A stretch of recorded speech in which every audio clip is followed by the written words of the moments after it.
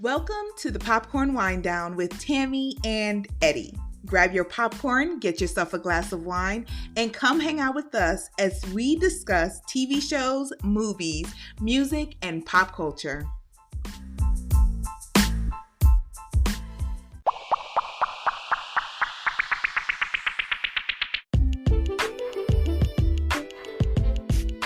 Hello, and welcome to this week's episode of the Popcorn Wine Down. I'm Eddie. And I'm Tammy.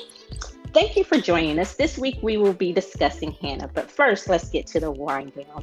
Tammy, this week we had to say goodbye to a real-life guitar hero and Eddie Van Halen.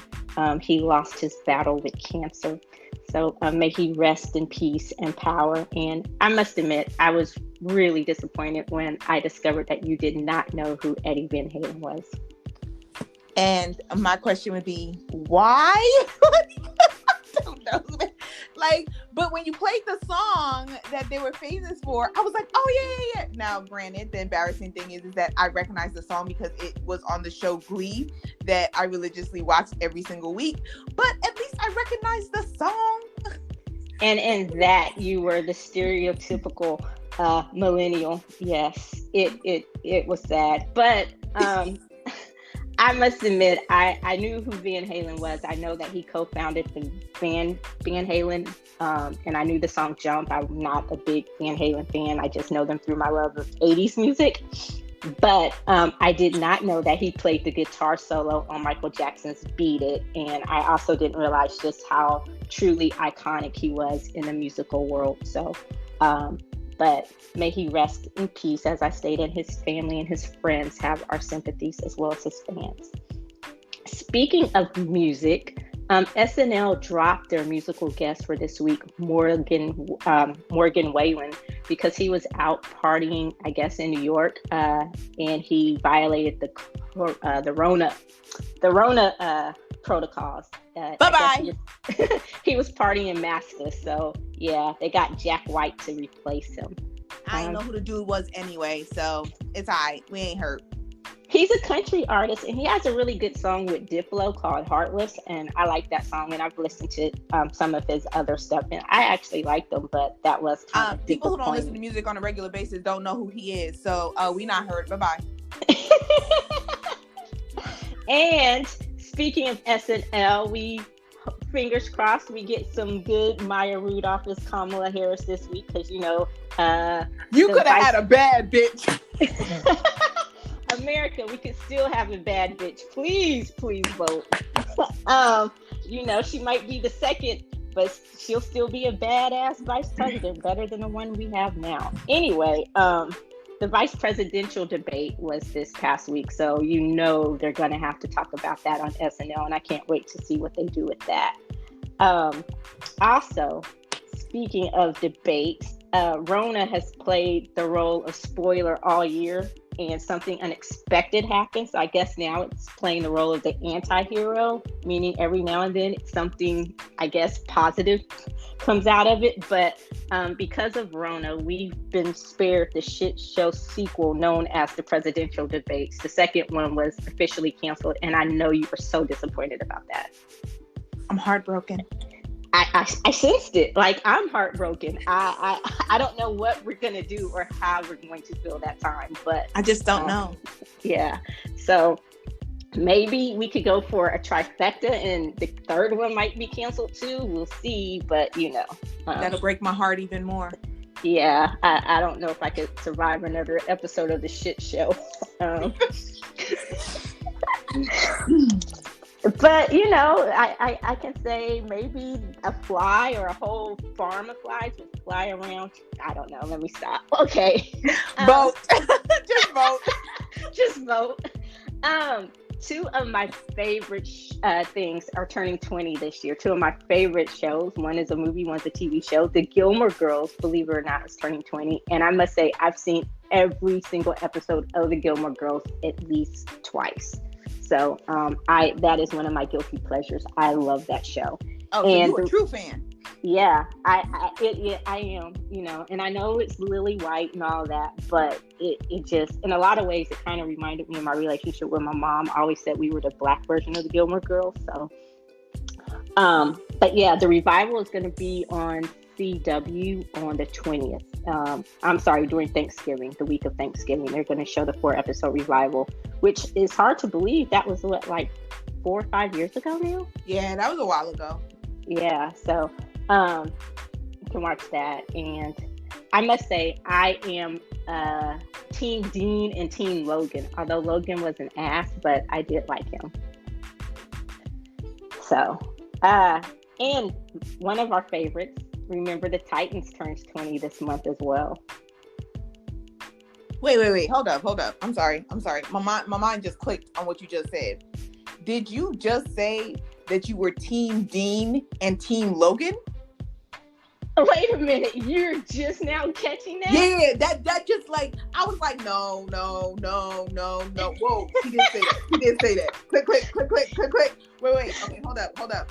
So we're doing a reverse. Did I hear that correctly? So we're doing a reverse segue. Yes, you did hear that correctly. I'll be honest and say that now I'm questioning this podcast that we currently have going on, because I just don't know. I don't know if we can continue on after that confession that you just had. I don't know. I don't know, Eddie. I don't know. And that's usually my role. I'm usually the one that says that. Yeah. Exactly. So you reverse, okay? Well, this is 2020, also known as the year of the upside down, so anything's possible. Woo! You got to talk about that another time. Yeah, I know you were Team Jess, so, but... Of course! Yeah, so anything else? Well, we might have to do a bonus episode or something about the Gilmore Girls after the revival and just truly break it down. But one of our true favorites, Remember the Titans, something we can both agree on, turns 20 this year as well. Yes! Oh, I love that movie. The running joke in our friend circle is that Remember the Titans is the cure-all for life. Like, there is so many life lessons within just the lines alone. You can just learn so much. Yeah, so we walk around and we quote Remember the Titans as like, you've had a shit day, and we'll just spout out a line from the movie. I know, I just be randomly be like, you're killing me, Petey! You're killing me! I love it. I'm sorry. I do. And when I told my mom that, I'm like, one of my favorites is turned 20 this year. And she goes, and I said, it's one of my all-time favorite. It's not just one of my all-time favorite sports movies. It's one of my all-time favorite movies. And I watch it all the time. And so she's like, Remember the Titans. And I'm like, yeah, how did you know? And she goes, because when you said all-time favorite movies, I knew it was on that list. And it still remains very relevant to this day. Very relevant. It's based on a true story, but, they say sports is the great uniter. And yeah, you just see how that team rallied around football and they learned their life lessons from Coach Boone. And so if you haven't seen Remember the Titans, please get from up under your rock and watch it. It is a great movie to watch anytime. You should smack yourself across the face first. You definitely should. Break my foot off of your John Brown hind parts. Because you should have seen that. You should have seen it at least once by now. At least once. At least once. So we'll probably do that as a quick pop on the website, thepopcornwinedown.com. Plug. As you see, we're still working on those sound effects, but we're going to get them right. And also this week, it was announced, I kind of just want to get these two out of the way, but it bears repeating. I'm excited on this one part that they did officially charge Tory Lanez with assault for shooting Megan Thee Stallion in her feet. Thank God.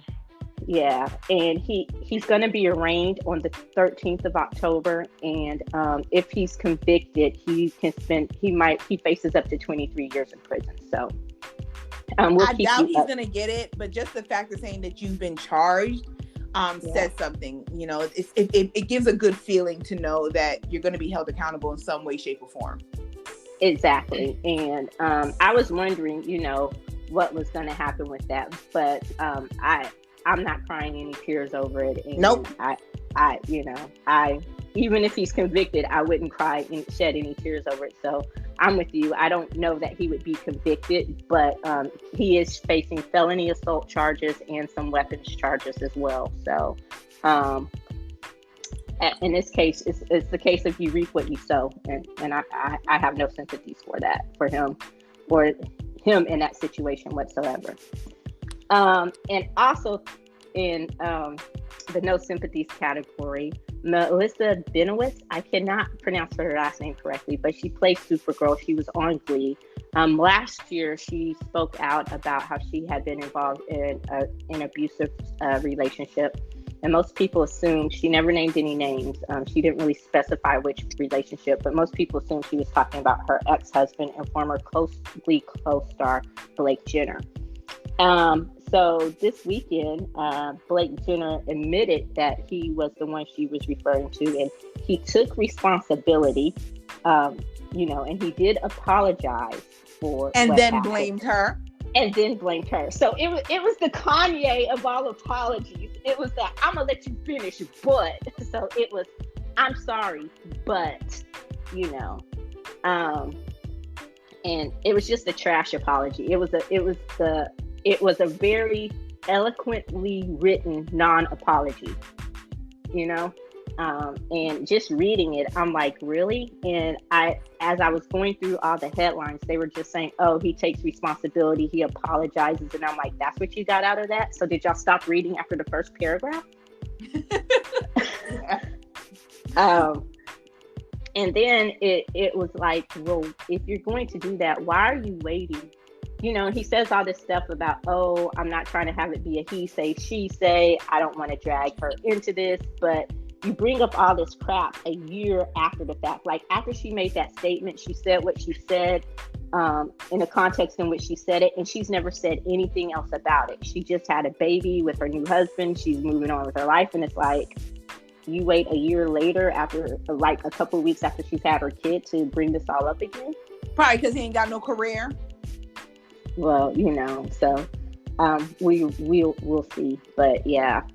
So moving on, in our other regular weekly section, updates and production updates and delays in castings. There's a lot. Batman and Jurassic World have both been pushed back to 2022. I think we talked last week about how Batman had restarted production, but it was going to be pushed back a little bit further into 2021. Now they're just pushing it back all the way into 2022. Jurassic World was pushed back to 2022, but then they announced that someone on set had tested positive for the Rona, so they had to shut down production altogether. And Dune, I know you're really, really excited about Dune, Tammy. It's coming out in 2021. It's been pushed back to like Christmas 2021. Yes, do you hear my excitement? I hear it. I love Zendaya though. That's my girl. I don't know about the rest of them, but I love Zendaya, so I'll watch it just for her. Oh, okay. So maybe, I know this is far off, but maybe we can get a Dune episode. I'm excited about that. I might add that to my try to convince Tammy list. I like that you put it in the try to convince Tammy list. That's the list it belongs in. I know you will. To my ever-growing try to convince Tammy list. I think that's longer than an episode list. But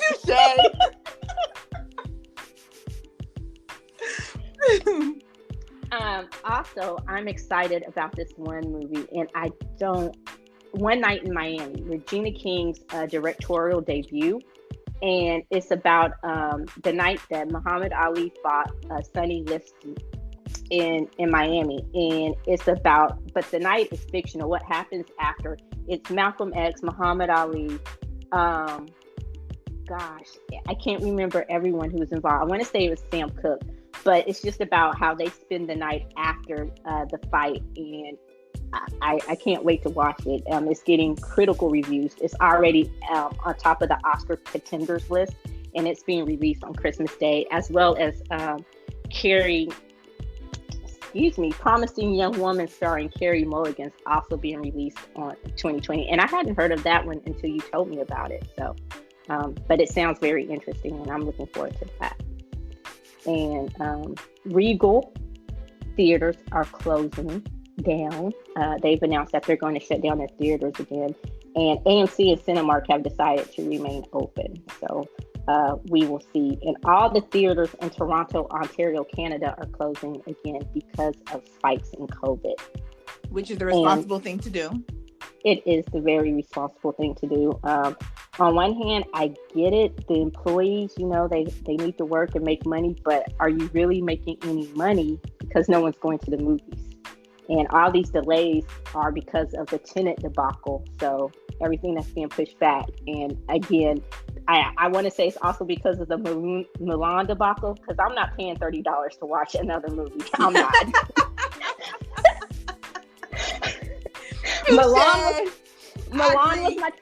Mulan was my test case, and that was the wrong one. So, speaking of that, though, Disney and Pixar have decided to release their animated movie Soul. It was supposed to be released originally in June, and then it was pushed back to November. They're going to release it on Christmas Day on Disney Plus, but it's going to be free. So hear that. Free. If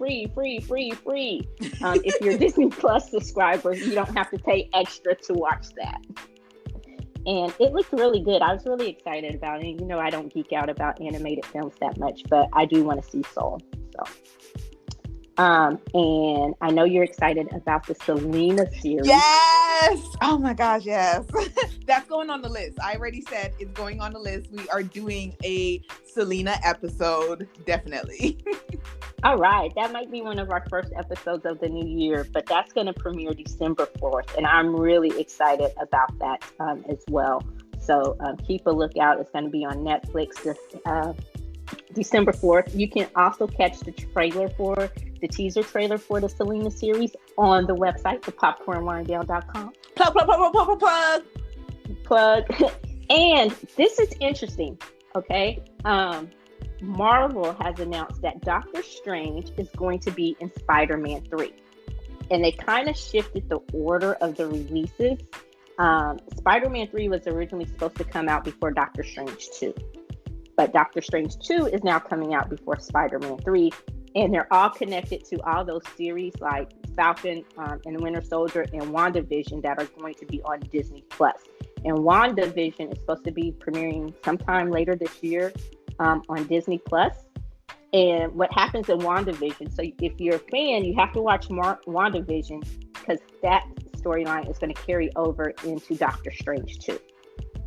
And I'm excited. I'm geeking out. I think Doctor Strange is going to kind of fill in as Peter Parker's mentor and pick up where Iron Man left off as his new mentor. So that would be interesting to see. That's what they say is supposed to happen, that he's supposed to take over for Iron Man. Yeah, you can't fill Iron Man's shoes, make you rest. But yes, I just held a moment of silence for Iron Man. I felt the eye roll. And I was with you on that one. Like, oh, okay. It's Iron Man. Like, oh, okay. Because normally I do that and she'll go silent on me and I'll feel the eye roll. Touche. You know me so well. Okay. And when she totally disagrees, she's gonna say, "You do you, boo." Like, I don't know what the hell, but I'm just raising y'all up in the word. So when you hear those I'm things, just supporting from the background.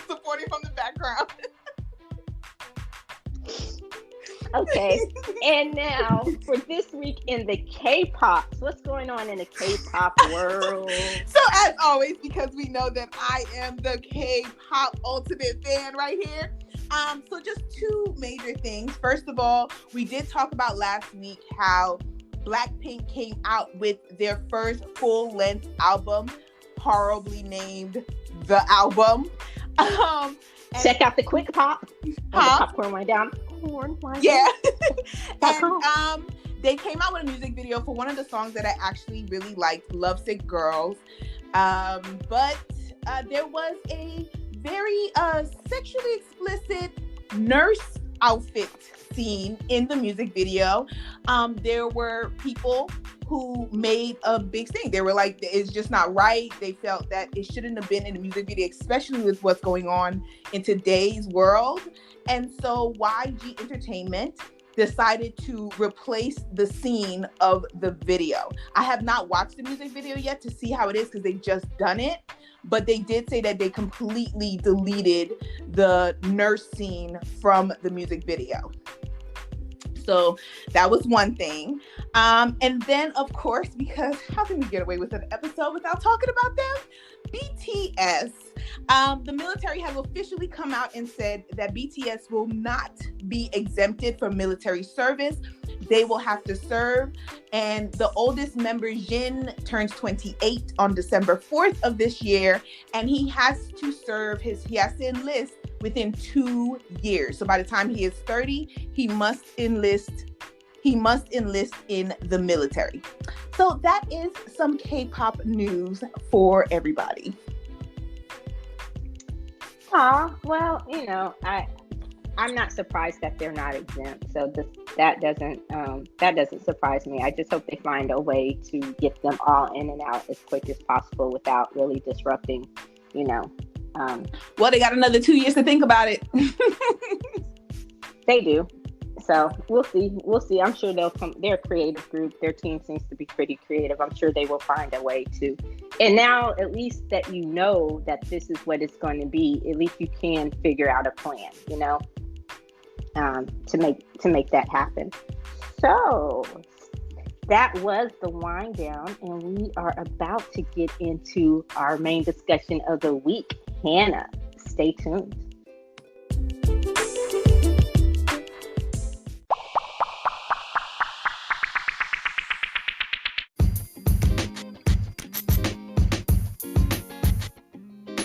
Discussing Hanna on Amazon Prime. It's an adaptation of the 2011 film of the same name, which is about a girl who was raised in the forest by her father.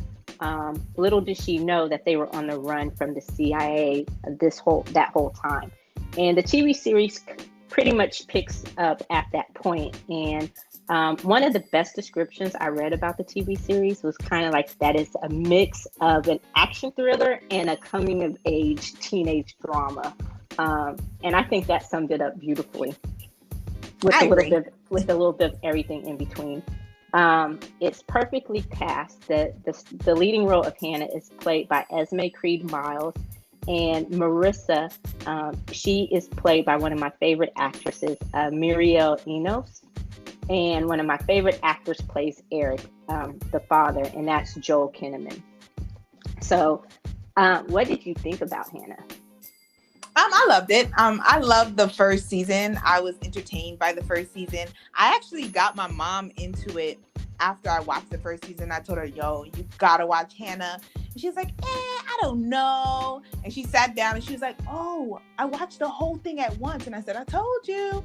So I did enjoy the second season as well. I did. Yeah, I loved the first season. I was really excited because when I watched the movie, I had always wanted there to be a sequel, and just because of the way it ended, and I thought, oh, this would be really great as a sequel or as a TV series. And so when I heard Amazon was adapting it, I was surprised, but I was happy. And when I actually watched it, I was blown away. I loved it. The first season was amazing. The second season was pretty good too. I really enjoyed it. In the second season, they had also one of my favorite actors, and that was Domar Maroney. He comes in and he plays the head guy. And I love the growth. We talked about how it was a coming of age drama, and it's really kind of, it's neat to watch Hanna figure out the ways of the world, especially when her home is the forest. Like, that is the place where she feels the most comfortable. And the first season kind of is a complete 360. It begins with her in the forest, and she has this thing about how she wants to get out and see what else is out in the world. And when she does that, all she wants to do by the end of the first season is return go home, back. is go back to the forest. And she's so happy there. And she makes a friend, Clara, and she takes Clara to the forest. And Clara, it's kind of like they almost switch roles. Hanna, in a sense, becomes the parent, even though she and Clara are the same age.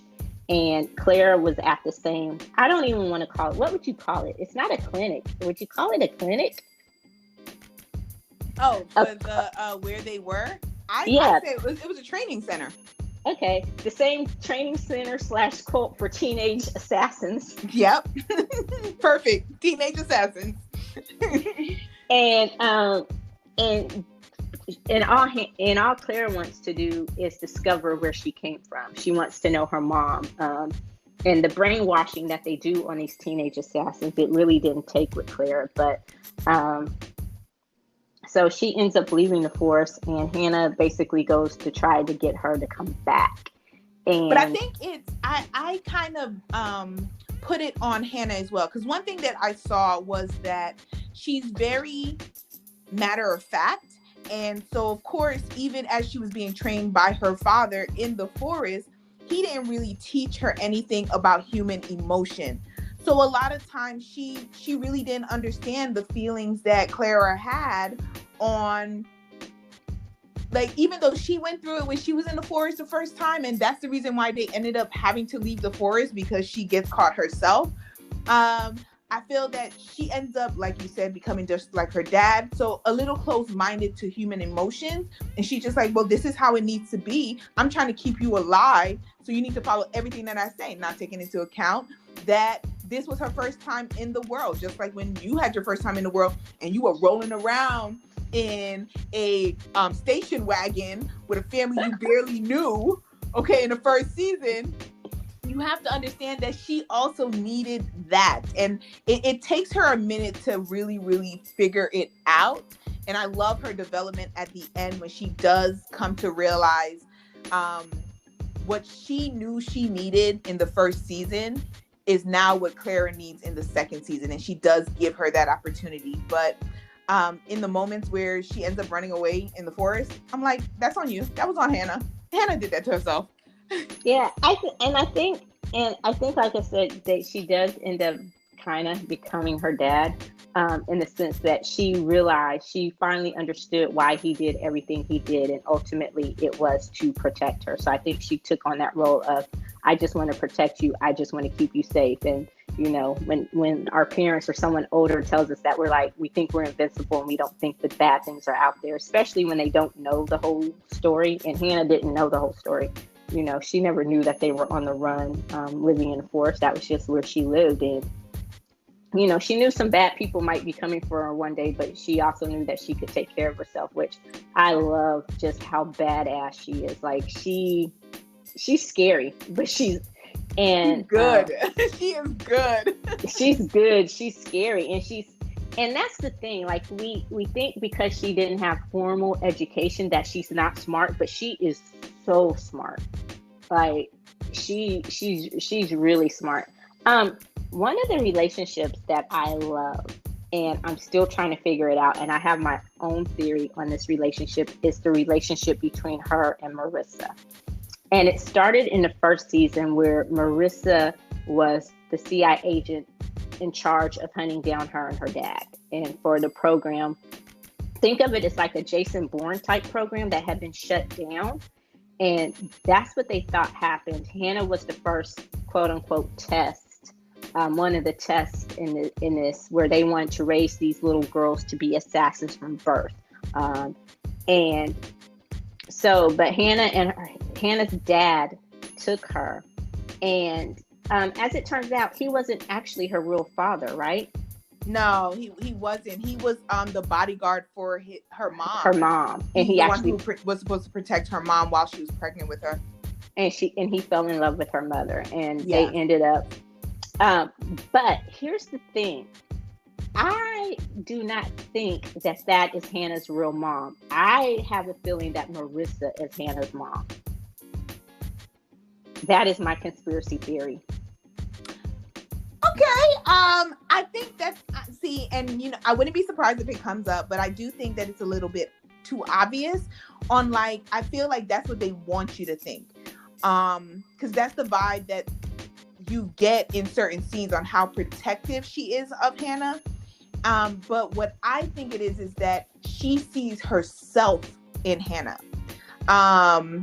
And seeing herself in Hanna it's kind of like she's just developed that absolute bond with Hanna. And I also feel that part of it is because even though she was tracking down Eric, who was Hannah's dad, she understood him, and I think they had a bond as well. And it just kind of transferred over to Hanna with him saying, you got to protect her. Well, I think, her and Eric, they had a relationship at one point. It doesn't really talk about it much or allude to it, but back in the day when they were both spies and worked for the CIA, they actually were in a relationship. And I mean, there are moments when I wouldn't be surprised if it wouldn't shock me if Hanna is not Marissa's daughter, but somehow, some way, I really do think that is her daughter. Just how protected from her, even in last season when she had every opportunity to kill her, and that she wanted to, and that was her directive, she did not. And this season she went out of her way to protect her. And I know it's not just because she felt bad about what happened to her father, everything that she put them through. And it the way it alludes to her why she doesn't have children, or that she can't have children, or so I think it's something there. So I wouldn't be surprised if she maybe been one of the women who was in the program or something like that. So maybe they implanted her eggs. Yeah, into the woman who ended up carrying Hanna.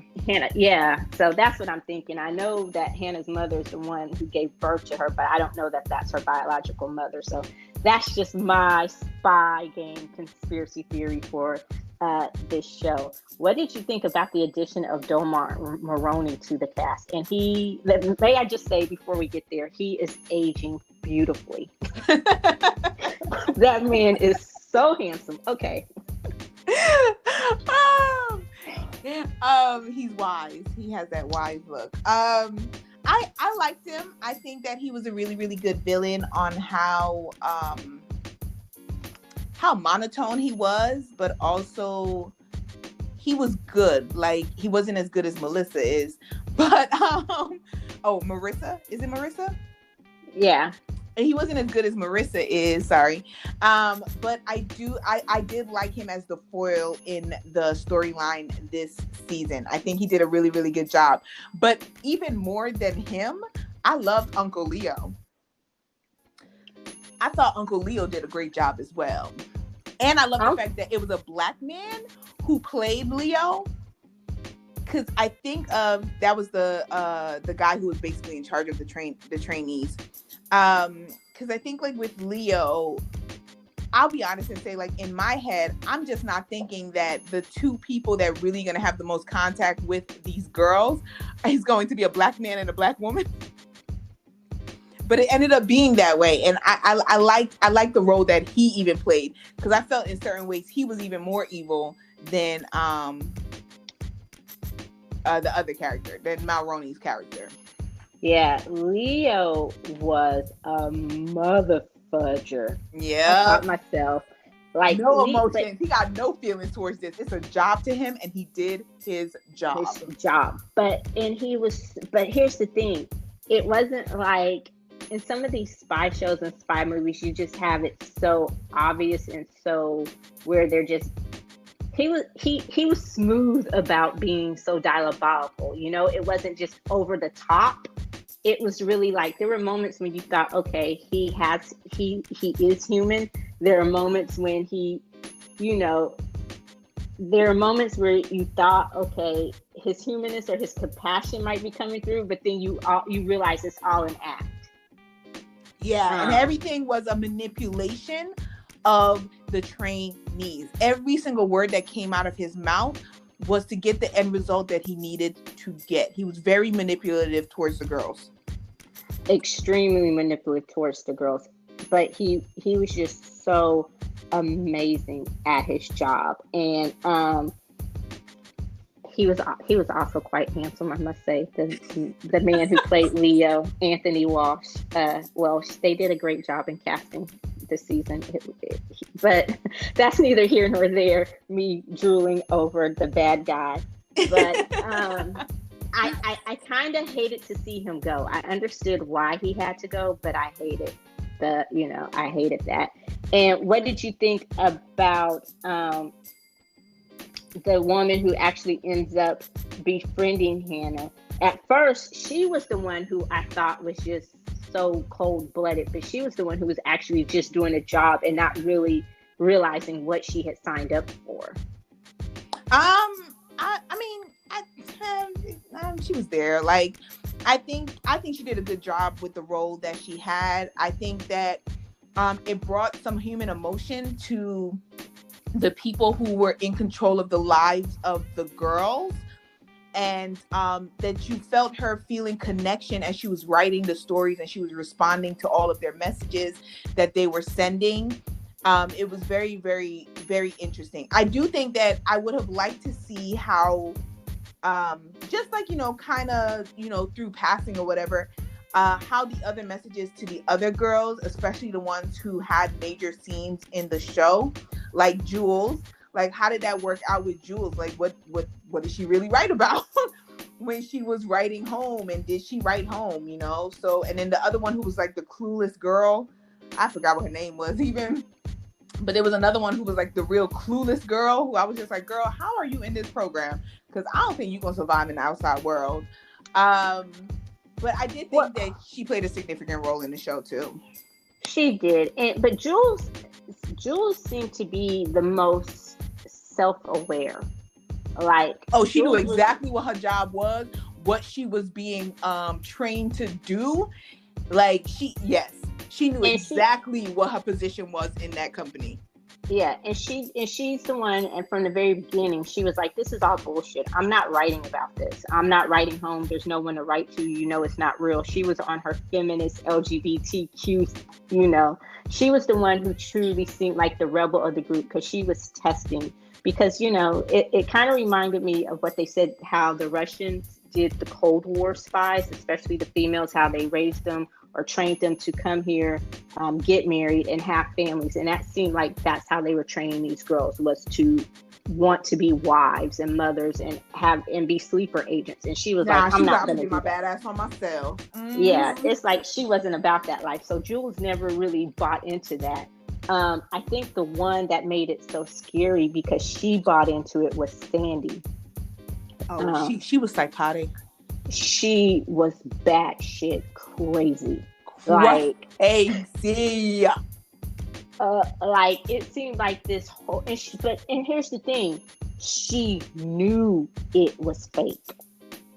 But she was all in, though. She was all in. Like, she lived for writing those letters, and then she went on this whole, she was supposed to be, her backstory was she was raised in the Bible Belt in Indiana, so she was all about, religion and forgiveness, and she even mourned when her fake sister died, and I'm like, what in the entire...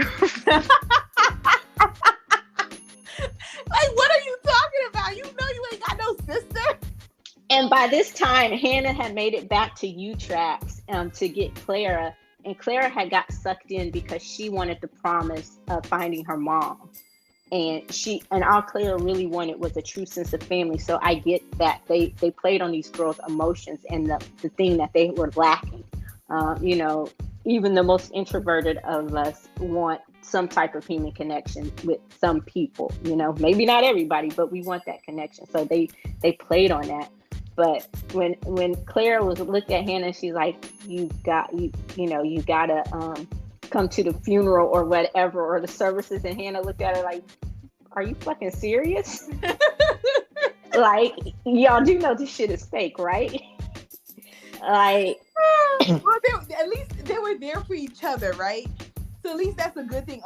They formed some type of bond amongst themselves, amongst their groups, even as they knew like what their job was going to be and everything like that. So that, I think that was a good thing that came out of it.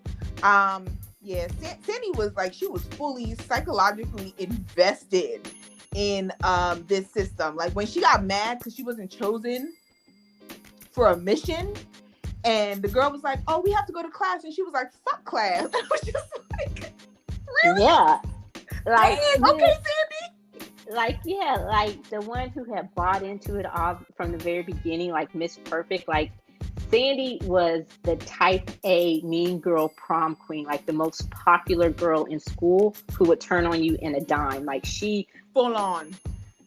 it would have been interesting to really see her psych profile, because I know it said sociopath, psychopath, narcissist, like it had all of those buzzwords in it, because that chick was full on gone.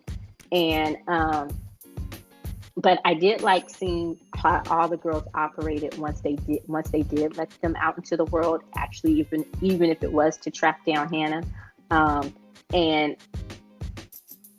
And I, and what happens with her and Clara, and just how torn Clara was. But it was growth from the first season, because in the first season, Hanna would have straight up killed Clara. Taken her out.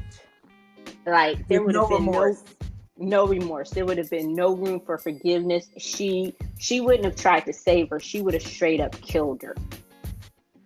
And so, but that goes on Hanna always, like, even in the first season, like, so she builds a relationship with at least one person, and then that person she's very protective of, even when they may not do exactly what she wants them to do or what she needs them to do, right? And so I feel that she had built this bond with Clara, and she was like, I'm going to save you no matter what. Whether you want to be saved or not, I am going to save you. And that was her whole mindset, right? She's just like, no, I can't leave you in this. Not at all. We're going to do this together. and it bit her in the ass, but she did it. Yeah, and part of it was when she had this determination to save her, part of me didn't want her to save her. I didn't want anything bad to happen to Clara. Let me clarify that now. But just because, I know how selfish and single-minded Hanna could be, I'm like, are you trying to save her to force her back to the forest with you? Like, are you trying to save her to reap more misery on her? Like, what is going to come of you saving her? Because Hanna had made up her mind that she was going to take down U-Tracks no matter what. So are you going to force her to be a part of that with you? And by the end, I think Clara may have done that. But when Hanna let her go, when Hanna really gave her the information and told her where to find her mother and told her the truth, I thought that was truly a moment of growth on Hannah's part. She understood what she needed, and she gave it to her, and I think that was just great. I really like that she was just like, you know what, I've been doing this on my own since the beginning. My dad died, and I'm still gonna do this, and you go do what you need to do, and that's how it ended up. She's like, I'm gonna do this one way or another because that's my mission. And Clara's mission was find your mom and run away together and make sure that you're never, ever, ever found. Yeah, and she told her, she's like, you have to get all new aliases. But Claire was a badass too. Don't get me wrong. Claire was nobody's victim, and she was nobody's fool. Oh, you don't remember the scene when she kicked Sandy's ass? Yeah. So I just don't want people to think that we're trying to, portray Claire as this hapless, helpless victim, because she wasn't. She could hold her own. So I do hope to see her in season 3. And Clara, I really love that character, and I love how she humanizes Hanna in a way, and she keeps Hanna sane, and she kind of keeps Hanna honest, in the sense that Hanna is not so one-sided when Clara is around. She thinks about collateral damage in the end game and all of that. She's not single-mindedly focused on killing everybody in her path, if that makes sense. So she gives them a chance. She'll give them a chance.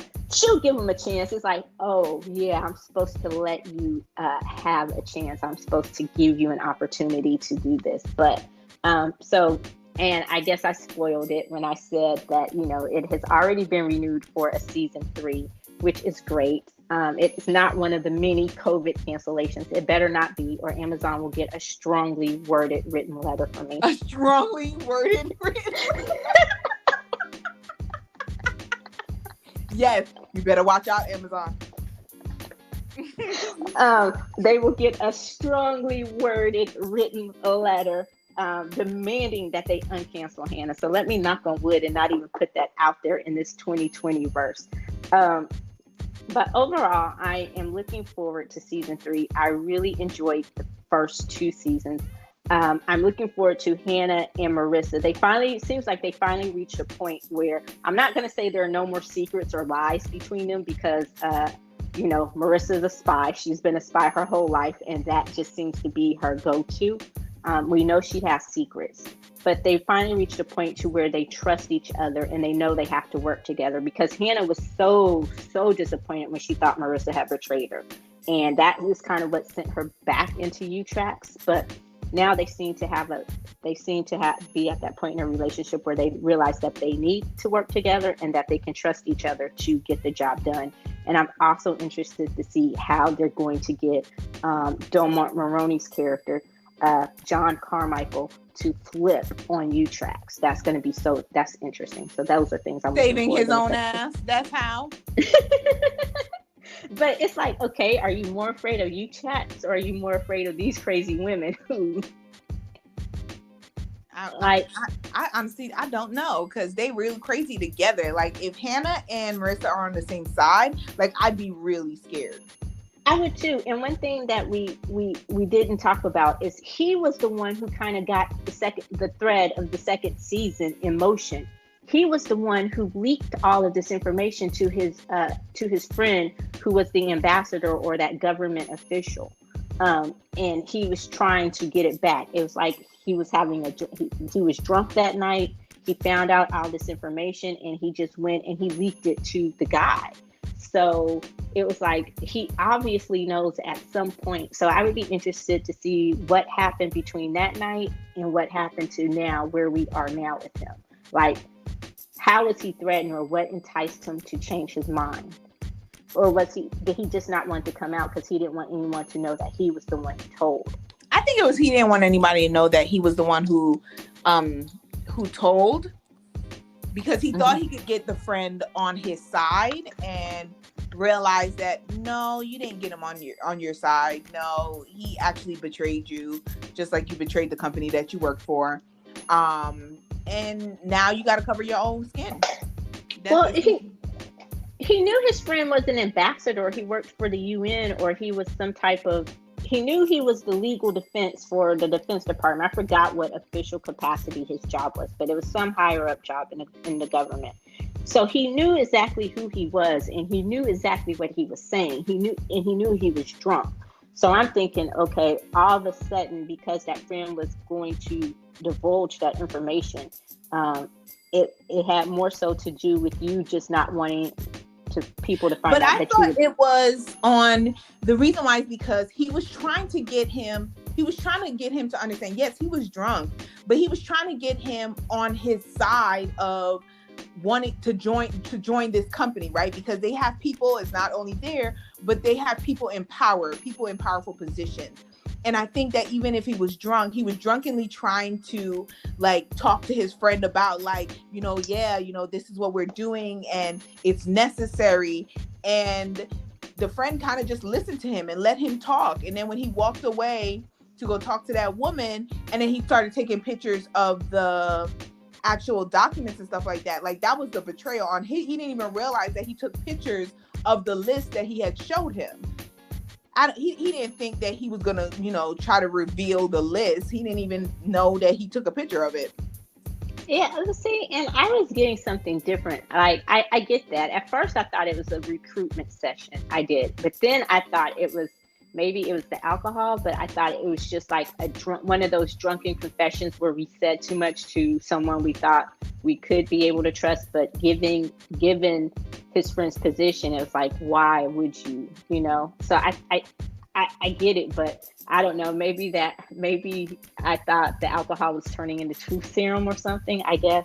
But yeah, so we'll see what happens in season 3, and season 3 will probably air maybe in late 2021, 2022, who knows at this point, but do look forward to that. So what would you rate Hanna overall as a series, since we talked about both? I'd rate Hanna as a 3.25. I think that it was and that's actually really good. Like, I did really enjoy the series.